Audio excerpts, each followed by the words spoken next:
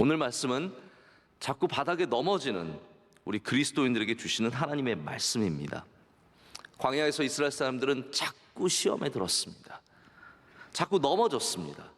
그래서 광야의 백성들처럼 자꾸 넘어지는 이 고린도 교회의 그리스도인들에게 무엇에 넘어지지 말아야 할지, 무엇을 정돈해야 할지, 오늘 이 말씀은, 성경 말씀은 이 특별한 예를 들어가며 이 애굽에서 출발해서 가나안까지 가는 이 광야의 여정 가운데 있었던 사건들을 예를 들면서 우리에게 말씀을 주고 있습니다. 여러분, 성경의 말씀은 우리가 어떻게 살아나는지를 보여주지만 동시에 우리 인간이 어떻게 넘어지는지를 보여주는 말씀이 참 많이 들어있습니다. 그것만 봐도 우리가 이런 것들에 넘어지는구나를 한번 생각을 해보게 되는 거죠. 성경은 어떻게 아담과 하와가 넘어졌는지 보여줍니다. 어떻게 하다가 믿음의 조상인 아브라함이 넘어졌는지를 보여줍니다. 아니, 그 전에 노아 같은 선하고 의로운 사람도 넘어질 수 있음을 또한 보여주고 있습니다. 삼손이라는 사람이, 그 힘이 있는 사람이 얼마나 망신스럽게 꽈당하고 넘어졌는지를 우리 가운데 보여주고 있습니다. 마지막 요한계시록까지 모든 넘어지는 것을 다루고 있습니다. 우리는 넘어지는 것을 부끄러워합니다. 여러분, 어른이 넘어지면 얼마나 부끄럽습니까? 우리 옆에 사람이 챙겨주려고 해서 싫어요. 왜냐하면 부끄럽기 때문에 가만히 놔두시기를 원합니다. 가다가 계단에 넘어지기도 하고 길바닥에 넘어지기도 하고 예배를 드리고 내려가다가 넘어지기도 하는데 그 모든 것들이 참 부끄럽습니다. 하지만 성경은 우리의 넘어짐을, 인간의 넘어짐을 낱낱이 고발합니다. 그리고 다 가감없이 보여줍니다.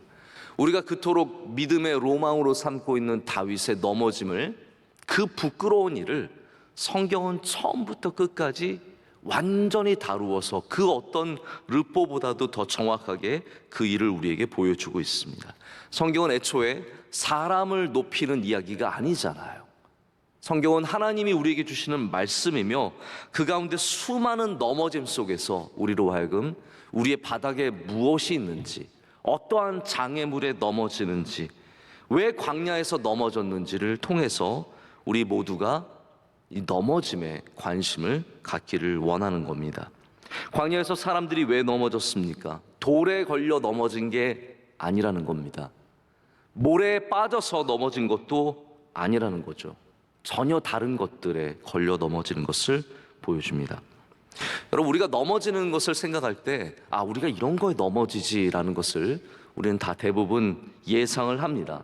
근데 우리가 알고 있는 그 장애물들, 뻔한 그 장애물들, 그 돌과 그 모래와 그 물과 그러한 것에만 넘어지는 것이 아니라 우리가 생각하지 않은 장애물에 우리가 넘어지고 있다라는 것을 성경은 보여주고 있습니다. 그래서 오늘 베이스의 세 번째 말씀으로 우리의 바닥을 다시 정돈하고 깨끗하게 하는 말씀을 여러분과 함께 나누기를 원합니다. 첫 번째, 우리는 무엇에 넘어지는지를 분명히 알아야 합니다. 제가 말씀을 찾다 보니까, 이 넘어짐에 대한 말씀을 찾다 보니까 너무 많은 거예요. 구약부터 신약까지 넘어지는 이야기가 굉장히 많이 나옵니다. 그 중에 제가 잠언의 한 말씀을 아주 독특하다고 생각을 했어요. 어떻게 말하냐면요, 잠언 4장 19절에 이런 말씀이 있습니다. 악인의 길은 어둠 같아서 그가 걸려 넘어져도 그것이 무엇인지 깨닫지 못하느니라. 여러분, 이 말씀이 굉장히 마음에 다가오지 않습니까? 악인들은 걸려 넘어져도 어두움 속에 다니기 때문에 내가 걸려 넘어진 것이 무엇인지조차도 깨닫지 못한다라는 거죠. 자, 그러면 우리 하나님을 믿는 사람은 최소한 우리가 무엇에 걸려 넘어졌는지는 알아야 된다라는 겁니다. 무엇이 우리를 넘어뜨리는지는 알아야 된다라는 것이죠. 광야에서 이스라엘 백성들을 넘어지게 한 가장 중요한 것이 무엇입니까? 오늘 말씀은 제가 말씀을 읽을 때 일부러 마지막 절 우상에 대한 말씀을 드렸는데, 가장 먼저는, 가장 중요하게는 우상 숭배로 인해서 넘어졌다는 것을 알아야 합니다.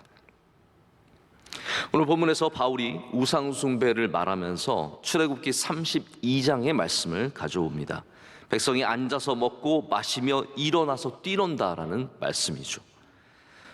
출애굽기 32장을 보면 아론이 금송아지를 만들어서 뭐라고 부릅니까? 금송아지를 바알이라고 부르지 않습니다. 우리 처음에 이게 가장 원초적인 우상 숭배의 모습인데요, 우상을 만들어서 바알이라고, 아세라라고 그렇게 부르지 않습니다. 아론이 금송아지를 만든 다음에 그것을 여호와라고 부릅니다.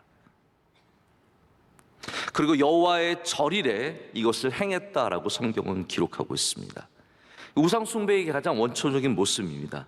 나중에 가나안 신을 따르게 되고 가나안 신에 빠지게 되지만 가장 첫 번째 모습은 하나님이라고 부르고 하나님이라고 하지만 우리가 하고 싶은 욕망을 거기에 다 투영하는 겁니다. 철저하게 자신들의 욕망을 순종하는 그런 모습을 보여주고 있습니다. 여러분, 예배가 언제부터 우리가 하고 싶은 대로 먹고 마시며 일어나서 뛰노는 것이 되었습니까? 그런데 광야에서 모세가 없는 동안에 아론은 백성들과 함께, 제가 어제 새벽에도 화목제 말씀을 드리면서 일부러 이 말씀을 드리려다가 잠깐 빼놨었는데요, 이게 화목제였어요. 인간이 우리들끼리 화목하고자 한다면 이런 모습으로 흘러가게 되어 있습니다. 하나님께 드리는 화목제가 아니라 하나님 없이 우리 인간들끼리만 화목하고자 하는 예배는 우상 숭배가 된다라는 것이죠. 결국 이것이 광야에서 이스라엘을 넘어뜨리게 했습니다. 여러분, 우리가 명심해야 되는 것은 우리를 넘어지게 하는 것이 밖에 있는 것이 아니라 우리 안에 있는 것이다라는 사실입니다. 밖에 있는 것 때문에 우리가 항상 넘어지는 것 같지만 저 사람이 나를 넘어지게 하고 저 환경이 나를 넘어지게 한다라고 생각하지만 광야가 이스라엘을 넘어뜨린 것이 아니라 그들 안에 있는 욕망이, 바로 이 우상 숭배가 그들을 넘어지게 했다라는 겁니다. 이스라엘을 넘어뜨린 것이 아말렉이 아니었습니다. 모압과 에돔도 아니었습니다. 우리의 안에 있는 우상 숭배, 바알을 향한 욕망, 잘됨과 풍성함과 기쁨과 일어나서 먹고 뛰어노는 바로 우리 이 욕망이 우리를 넘어지게 한다라는 것이죠. 스펄전 목사님이 이렇게 얘기합니다. 우상은 반석이 아니기 때문에 기대면 다 무너지게 되어 있다라고 말합니다. 여러분, 이스라엘은 반석 위에, 광야를 걷더라도 반석 위에 발을 내딛어야 하는데 광야에서 이 우상을 섬겼다가 우상의 걸림돌에 넘어지고 말았습니다. 두 번째는 음행입니다. 8절의 말씀에 나오는 거죠. 제가 굳이 성경의 이야기를 하지 않아도 많은 사람들이 바로 이 음행에 무너지고 넘어지는 것을 우리가 잘 알고 있습니다. 지금도 찾아보면 수많은 연예인들과 수많은 정치인들과 수많은 사람들이 바로 이 음행을 통해서 넘어지고 다시는 일어서지 못하는 그런 모습들을 많이 봅니다. 다윗도 거기에 넘어졌던 것을 우리가 잘 알고 있습니다. 그렇기 때문에 사탄은 지금도 끊임없이 우리를 바로 이것으로 넘어뜨리려고 합니다. 근데 여러분, 우리가 이것을 남의 이야기를 그냥 보고 아는 것으로는 절대적으로 부족합니다.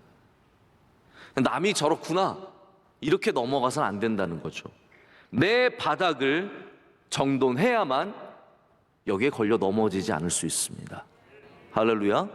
오늘의 이야기를 저 사람의 바닥에 저런 게 있는가 보다 이렇게 받아들이지 마시고요, 내 바닥에 그것이 있는지 명확하게 살펴봐야 합니다. 여기 배경이 되는 민수기 25장에는 이스라엘이 시딤 광야에서 모압 여인들과 음행하고 그들의 신인 바알브루를 섬긴 이야기가 나옵니다. 그럴 때 하나님께서 이스라엘에게 전염병을 돌게 하셨는데 그때 죽은 사람들의 숫자가 24,000명이었다라고 말합니다. 근데 여러분, 음행의 주제를 왜 바울이 이렇게 이 고린도 말씀에 꺼내 놓을까요? 왜냐하면 고린도 교회 안에도 바로 이러한 문제가 있었기 때문입니다. 광야의 이야기지만 고린도의 이야기고요. 우리는 잘 알지 못하고 잘 보지 못하지만 우리들의 또한 이야기라는 것입니다. 여러분, 넘어지지 않기를 축복합니다. 세 번째는 주님을 시험하는 것이었다라고 9절에 말하고 있습니다. 하나님을 시험한다는 말씀이 여러분 어떠한 의미이겠습니까? 우리가 하나님을 시험할 수 있습니까? 하나님을 시험한다는 말은 어떠한 면에서 우리가 넘어지는 것과 관계가 있겠습니까? 오늘 본문의 말씀을 우리가 이렇게 생각을 해보면 상황을 또 우리가 넘겨 짚어본다면 주님을 시험했다는 말씀은 어떤 말씀이냐면요, 주님께 도전했다라는 말씀입니다. 하나님의 성품에, 하나님의 행하시는 일들에 우리가 그것을 도전하고 그것을 의심하고 그것을 믿지 않고 그것에 대해서 반항할 때 그것을 하나님을 시험한다라고 표현을 하는 겁니다. 역시 이 말씀은 민수기 21장의 배경이 되는 말씀이 있습니다. 이스라엘 백성들이 땅을 돌아가야 했을 때가 있습니다. 예를 들어서 에돔이죠. 에돔에 갔을 때 돌아가야만 했습니다. 이게 굉장히 먼 거리를 돌아가야 하는 것은 사람의 마음을 힘들게 합니다. 제가 이렇게 운전을 하고 가다가 때로는 여기 공사 중이라서 돌아가세요 하면 왜 이걸 돌아가야 돼? 나 그냥 가고 싶어. 때로는 우리가 운전해서 가다 보면 이렇게 물이 가득한 곳이 있어서 여기 못 지나간다고 돌아가라고 할 때가 있습니다. 그러면 그 중에 또 조금 이렇게 있는 분들은요, 거길 또 굳이 지나가려고 그래요. 내 차는 SUV라서 괜찮아. 그래가지고 막 지나가다 빠져가지고 결국은 차 다 버리고요, 막 차 휩쓸려 가고, 그런 사건들이 얼마나 비일비재한지 모릅니다. 사람들은 돌아가는 것을 좋아하지 않습니다. 왜냐하면 내가 이 길을 정했고 내가 가야 하는 길이기 때문이죠. 그러나 하나님은 우리를 위해서 때로는 돌아가라라고 말씀하십니다. 그거 바로 가는 거 지금 아니야. 에돔 땅 지나가지 말고 돌아가라라고 말씀을 하시는데, 그때 성경을 보면 이 길로 말미암아 백성들의 마음이 상했다라고 되어 있습니다. 이 돌아가는 길 때문에 마음이 상해 있는 거예요. 그래서 인내심을 잃어버리는 거죠. 여정 중에 내가 원하는 길이 열리지 않고 내 마음대로 되지 않으면, 그러면 우리는 금방 인내심을 잃어버리고 하나님께 따지게 되어 있죠. 왜 이렇습니까? 하나님 꼭 이래야만 합니까? 근데 그것이 연약함 때문이 아니라 교만함으로 인해서, 하나님을 온전히 신뢰하지 못하는 그런 교만함으로 인해서 그렇게 된다면 하나님 그것을 기뻐하시지 않죠. 사람이 교만해지면 어떤 마음이 생기냐면요, 내 마음대로 해야만 직성이 풀리는 마음이 생깁니다. 이스라엘의 마음이 딱 그거였거든. 내 마음대로 해야 돼요. 이 길을 가야 돼요. 이 에돔의 길을 가야 돼요. 돌아가야 했을 때 얼마나 마음이 상했겠습니까? 하나님의 말씀을 제대로 따르지 않을 뿐만 아니라 우리가 바른 길을 거부하고 그것에 원망을 갖고 교만해졌을 때 하나님께 성을 내게 되었고, 그것이 바로 결국은 하나님을 시험하게 되었다라고 성경은 기록하는 겁니다.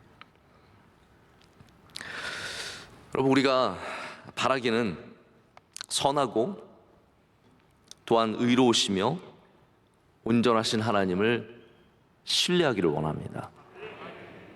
하나님을 시험하지 마십시오. 하나님의 길을 불신하는 것이 우리를 넘어지게 합니다. 저 길을 바라보며 걸으면 어떻게 되겠습니까? 넘어지는 것이죠. 저 사람을 바라보고 걷고 있으면 반드시 넘어지게 되어 있습니다. 다른 쪽을 바라보며 우리 인생의 길을 걸어가다 보면 예상하지 못한 것에 걸려 넘어지게 되어 있습니다. 제가 길을 가다가 사람들과 가끔 부딪힐 때가 있는데 대부분이 다른 거 보는 사람들입니다. 핸드폰 보고 있다가 갑자기 돌다가 부딪히게 되고, 뭐 이런 일들이 비일비재하게 일어나는 것은 우리가 다른 것에 시선을 둘 때입니다. 하나님이 주신 우리의 길을 바라봐야 합니다. 할렐루야. 명성교회 다니면 명성교회를 열심히 바라보고 여기를 귀하게 여기고 이것에 감사하며 살아가면 되는 것입니다. 자꾸 남의 것에 기웃거리고 남의 것을 바라보면, 남의 잔들을 바라보면 그것이 푸르러 보이지만 그것이 우리로 넘어지게 하기 때문이죠. 하나님은 자꾸 우리가 다른 것을 바라보는 것을 원하시지 않습니다. 우리에게 주신 길을 바라보는 사람이 넘어지지 않을 줄로 믿습니다. 네 번째는 원망이라고 말하고 있습니다. 우리의 넘어짐의 원인이, 이 원망이라는 것은 성경에 우리가 너무 많아서 제가 한 가지 본문을 제시할 수 없을 정도로 수많은 원망의 예들이 많이 있습니다. 광야에서 가장 많이 있었던 일이 원망이고요, 광야에서 가장 이스라엘 백성들을 괴롭혔던 것이 원망입니다. 안타깝게도 백성들이 문제를 풀어가는 방식이 감사가 아니라, 하나님을 신뢰하는 것이 아니라 원망이었다는 것을 볼 수 있습니다. 만나를 얻어낸 것도 원망이요, 메추라기를 얻어낸 것도 원망입니다. 그들은 원망을 통해서 자꾸 하나님께 무엇인가를 얻어냈습니다. 그렇지만 결국은 얻기는 얻었지만 그들이 넘어진 것도 원망 때문이었습니다. 제가 분명히 말씀을 드리자면 원망으로는 문제를 풀어갈 수 없습니다. 우리는 감사로 풀어가야 하고 믿음으로 풀어가야 합니다. 그런 이 원망의 함정 속에서 이스라엘 백성들은 하나님의 사자, 천사들에게 멸망을 받았다라고 성경은 기록되어 있습니다. 이 원망이라는 단어를 찾아보면 결코 고상한 원망이 아닙니다. 이 단어가 영어로는 그럼블이라고 되어 있습니다. 그럼블은요, 막 대놓고 하나님 이거 잘못된 거 아닙니까? 하나님 우리를 어떻게 이렇게 하십니까가 아니라 그냥 계속 투덜거리는 걸 말하는 겁니다. 뒤에서 계속 수군거리고 투덜거리고 계속 마음에 상함이 있어서 그것을 감추지 못하고 끊임없이 거기에 대해서 반복해서 말하는 것을 그럼블이라고 말을 하는 것이죠. 여러분 참 이상하지 않습니까? 하나님께서 우리가 막 대놓고 하나님 이거 잘못된 거 아닙니까? 이런 게 아니라 뒤에서 수군거리는 것을 하나님께서 기뻐하시지 않는다는 거죠. 우리가 소리내어 원망하는 것도 아니고 작은 소리로 투덜거릴 때에도 하나님은 그것을 기뻐하시지 않는다는 겁니다. 그것이 우리가 넘어지는 이유가 된다라는 것입니다. 여러분의 믿음의 생활을 어떻게 감당하십니까? 여러분 원망을 없애야 합니다. 정돈해야 합니다. 제거해야 합니다. 그래야 신앙에 넘어지지 않습니다. 제가 오늘 본문에 나오는 4가지 넘어짐의 원인을 잠깐 여러분과 함께 이야기를 나눴는데, 제가 이야기를 준비하면서 우리 안에 이 장애물들을 어떻게 우리가 정돈해야 되는지 또 그 말씀을 함께 이 나머지 시간에 좀 나누기를 원합니다. 우리가 정돈할 때는 제거하는 것에서 시작한다는 것을 여러분 꼭 기억을 하셔야 됩니다. 달러스 윌라드라고 하는 영성가로 유명한 목사님께서 이렇게 말씀을 합니다. 이 시대의 영적인 삶의 가장 큰 적은 바쁨입니다. 여러분의 삶에서 가차없이 바쁨을 제거해야 합니다 라고 말을 합니다. 저는 여기에 바쁨에 대해서 말씀을 드리기보다도 가차없이 제거하는 것에 대해서 좀 말씀을 드리고 싶습니다. 우리가 영적인 삶이 소중한 것은 알지만 그것을 위해서 무엇인가를 제거해야 된다는 것에 대해서는 굉장히 수동적이 될 때가 많습니다. 무엇을 하는 건 잘합니다. 내가 영적인 삶을 위해서 성경을 읽어야지, 내가 영적인 삶을 위해서 봉사해야지, 기도해야지, 이것은 아는데 내가 영적인 삶을 위해서 무엇인가를 제거해야지에 대해서는 잘 생각을 안 해보게 된다는 것입니다. 근데 제거는 적당히 하려고 하는 자세로는 거의 불가능합니다. 제거는요, 오늘 제가 방금 말씀드린 것처럼 가차없이, 이건 굉장히 강한 표현이거든요. 가차없이 제거할 수 있어야 됩니다. 제가 오늘 여러분께 무슨 정리하는 정돈법을 말씀을 드리려는 건 아니지만 우리 현대 사회가 많은 것을 갖게 되기 때문에 요즘에 이 많이 갖는 것에 대해서 어떻게 정돈할 것인가에 대한 프로그램들이 많이 나오고 있습니다. 신박한 정리, 뭐 이런 식으로 우리가 어떻게 우리의 삶의 이 많은 것들을 정리를 해야 되는 것인가에 대해서 사람들은 관심을 갖고 있습니다. 근데 그 중에서 우리가 반드시 가져야 하는 자세가 가차 없이 제거하는 거예요. 사람들은 무엇인가를 없애는데 굉장히 힘들어합니다. 왜냐하면 모든 것에는 우리의 추억과 우리의 기억이 담겨 있기 때문이에요. 아이 옷 이거 못 없애요. 왜냐하면 4살 때 이거 입고 너무 귀여웠었거든요. 너무 예뻤었거든요. 그래서 이거 주지도 못하고 입지도 못하고 여러분 가정이 박물관입니까? 우리는 센티멘털한 밸류를 갖고 있으면 없애지를 못하는 거죠. 또 어떤 게 있냐면 이거 언젠가 쓸 것 같은 거예요. 이거 내년에 언젠가 한번 입을 것 같고 한 3년 뒤에 무슨 행사가 있을 때 쓸 것 같으니까 없애질 못하는 겁니다. 가능성의 문제 때문에 추억과 가능성 이런 문제들이 우리로 하여금 가차없이 없애는 것에 굉장히 방해를 주게 됩니다. 그래서 여러분이 정말로 정돈하고 싶은 마음이 있으면 오늘 내가 바닥을 한번 정돈해야지라는 마음이 있으시면요, 먼저 가차 없이의 이 자세를 가져야 된다라는 거예요. 제가 어제 오랜만에 집사님 한 가정을 만나게 됐어요. 제가 2딸을 다 주례를 했고 이제 첫째 딸이 둘째까지 이제 출산을 앞두고 있어서 기도를 또 받기 위해서 온 가족이 함께 왔습니다. 근데 사위들도 다 우리 청년대학부 출신들이고 아주 믿음이 좋은 청년들이었어요. 그래서 제가 오랜만에 만나고 참 반가웠는데 이 첫째 사위가 고등학교 선생님인데 이야기를 하다 보니까 요즘에 왜 인스타그램 안 해? 제가 이렇게 물었더니 목사님 어떻게 하셨어요? 제가 요즘에 너무 인스타그램을 자주 보는 것 같아서 제가 핸드폰에 있는 앱을 없앴습니다.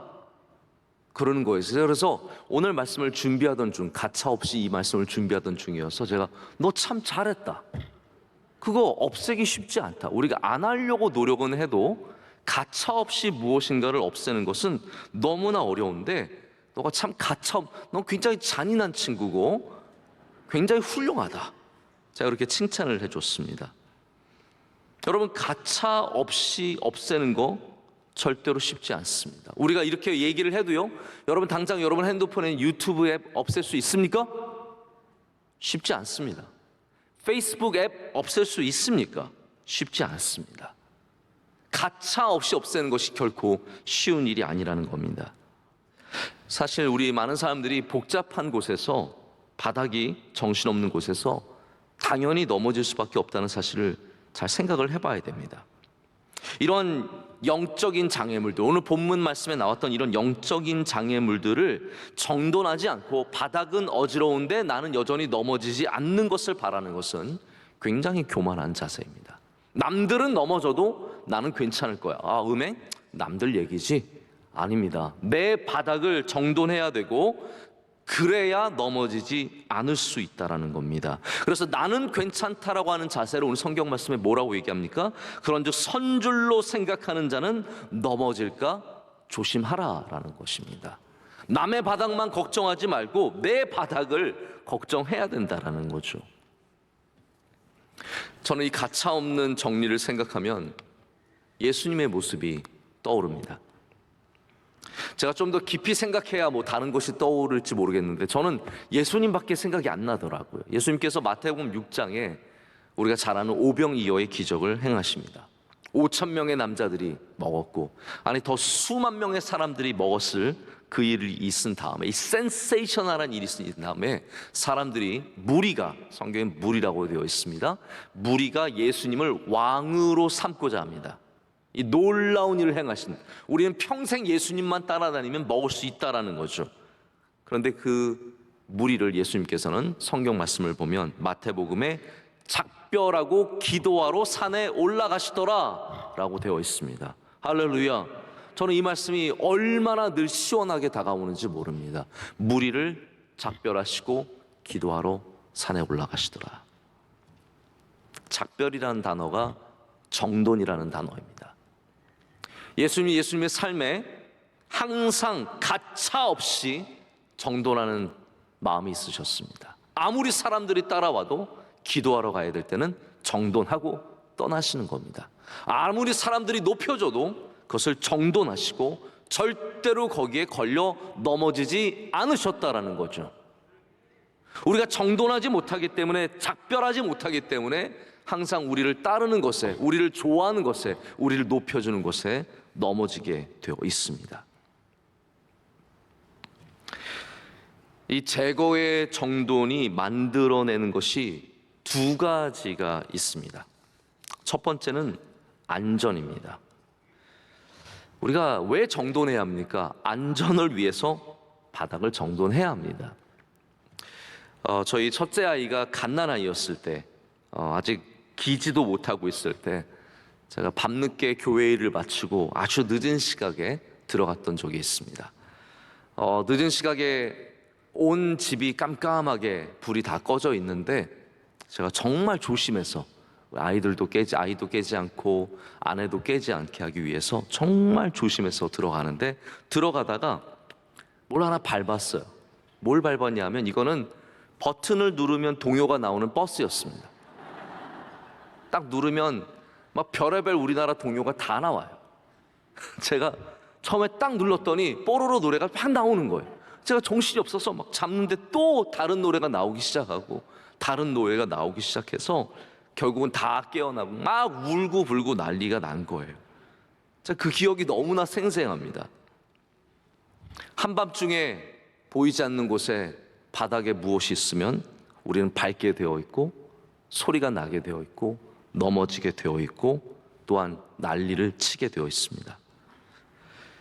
우리의 바닥에 무엇이 깔려 있습니까? 노래 나오는 버스 정도면 괜찮은 겁니다. 그런 건 상관이 없죠. 그러나 밟아서 나를 넘어지게 하고 다치게 하고 무너지게 하는 것들이 있다면 어떻게 하시겠습니까? 우리가 다 넘어지는 이유가 우리 삶의 바닥에 우리가 정돈하지 않은 것들이, 죄악이, 하나님이 기뻐하시지 않는 것들이 너무나 많이 널려 있기 때문입니다. 그냥 넘어지는 정도가 아니라 잘못 넘어지면 죽게 되는 것들이 많이 있습니다. 특별히 우리의 삶의 속도가 붙었을 때 넘어지는 것은 치명적이 됩니다. 아마 여러분들도 이 소식을 들으셨을 텐데, 며칠 전에 한 술 취한 중년 남성이 밤에 한밤중에 도로에 가서 경계석이라고 하는 이 큰 돌을 그냥 도로 위에 던졌어요. 그리고 뭐가 그걸 치나 이렇게 지켜봤습니다. 그 시각에 바쁘게 일하는 청년이 오토바이를 타고 배달 일을 하다가 그 경계석을 쳐서 넘어지고 안타깝게도 그만 사망하게 되는 사건이 있었습니다. 여러분, 있을 수 없는 일이죠. 아무리 술이 취했다고 하지만 경계석을 도로에 던지고 차나 오토바이가 그것을 치기를 바라는, 그렇게 바라보고 있는 사람이 어떻게 있을 수 있습니까? 그런데 실제로 그것이 영적인 우리의 삶에 지금도 일어나고 있다는 것입니다. 우리의 삶에 경계석을 던져놓고 빠르게 달리는 우리가 거기에 걸려 넘어지기를 바라는 사탄과 악한 영이 그거 지켜보고 있다는 거죠. 바닥을 살피지 않고, 바닥을 보지 않고 그냥 바쁜 삶에 정신이 없어서 앞만 보고 달려가는 우리가 그것에 걸려 넘어지는 일이 얼마나 많은지 모릅니다. 신앙은 때로는 장애물을 걸려, 이 큰 장애물들을 다 넘어서는 일들도 참 많지만 정돈하는 게 반드시 필요합니다. 할렐루야. 우리의 바닥의 것을 없애는 것이 필요합니다. 올해 얼마 남지 않은 이 시간에 여러분의 삶을 잘 정돈하는 은혜가 있으시길 축복합니다. 관계, 여러분 많으면 많다고 좋은 것이 절대로 아닙니다. 좀 정돈 좀 하십시오. 다 만나고 다 가고 다 좋아하고 그것이 결코 건강한 삶이 아닙니다. 우리가 다 할 수 없습니다. 그러다가 다 결국은 걸려서 넘어지게 되어 있습니다. 관계가 많을수록 결국은 관계에 넘어지게 되어 있습니다. 물질의 정돈, 내가 갖고 있는 것이 다 우리를 행복하게 해주지 않습니다. 오히려 우리를 걸려 넘어지게 합니다. 영적인 정돈, 할렐루야. 우리 삶에, 우리 영적인 삶을 방해하는 수많은 것들 좀 가감하게, 가차없게 없앨 필요가 있다는 것이죠. 왜냐하면 그것이 우리를 안전하게 하기 때문에, 그것이 우리를 지켜주기 때문이라는 겁니다. 두 번째 또한 정도는 우리를 안전하게 할 뿐만 아니라 우리로 열매를 맺게 합니다. 예수님께서 주셨던 요한복음 15장의 말씀은 굉장히 명확하게 이 부분을 찝어서 말합니다. 하나님께서 정돈하시는 하나님이심을 우리에게 보여주고 있습니다. 농부이신 하나님께서는 포도원의 그 포도 가지를 정돈하십니다. 가차 없이. 보십시오. 이거는 못 없앨 것 같아. 너무 아까워. 이거 지난 봄에 핀 건데 내 추억이 담겨 있는데. 그렇지 않습니다. 하나님은 열매가 맺지 않는 가지를 깨끗게 하시느니라 라고 주님께서는 말씀을 하십니다. 가위를 들고 다니시면서 정돈하시는 거예요. 그게 영적인 삶입니다. 더 많은 열매를 위해서 열매 맺지 않는 가지를 깨끗하게 한다는 말이 결국은 정돈이거든요. 농사의 용어로는 프룬이라고 합니다. 영어로 프룬인데 가지를 치는 것을 말합니다. 정돈은 다시 말하자면 우리로 그냥 깨끗게 하는 것만이 아니라 열매를 맺게 한다라는 것이죠. 없어지는 것만으로 그게 우리의 공간을 만들어주는 것이 아니라 그 공간에서 열매를 맺게 해준다라는 겁니다. 제가 이번에 큰 깨달음을 하나 얻은 일이 있었습니다. 지난번 제가 뉴욕에 잠깐 방문했을 때 우리 교회에 계셨던 한 부목사님이 뉴욕 브루클린의 한 교회의 담임 목사가 되셔서 그 교회에 가서 함께 예배를 드리고 또 성도님과들 잠깐 짧게 인사도 나누고 교제를 나누는 시간을 가졌습니다. 나중에 모든 것을 마치고 목사님께서 교회를 이렇게 보여주시는데 마당에 나가니까 저쪽 담벼락에 두 그루의 감나무가 있었어요. 근데 이 감나무가 뭐 큰 나무도 아니고 저 정도 키? 작은 감나무예요. 근데 거기에 대봉감이 너무 맛있게 맺혀져 있는 거예요. 아주 많은 열매가 그 작은 나무에 얼마나 많이 이렇게 맺혀져 있는지 저 하나 안 주나 기대했는데 안 주더라고요. 많이 열렸어요. 자, 그래서 그 감을 보면서 어떻게 이렇게 감이 많이 열렸냐, 감이 이렇게 잘 열리지 않는데 게다가 이렇게 작은 나무에 어떻게 이렇게 열렸냐 했더니 사연이 있더라고요. 그 나무가 꽤 오래된 나무래요. 근데 그 옆에 큰 나무 두 그루가 있었는데 한 2년 전에 그 담장 너머에 사는 이웃이 자꾸 자기 공간을 침해하고 그 나무가 자기를 불편하게 한다고 해서 신고를 해서 나무를 잘랐대요.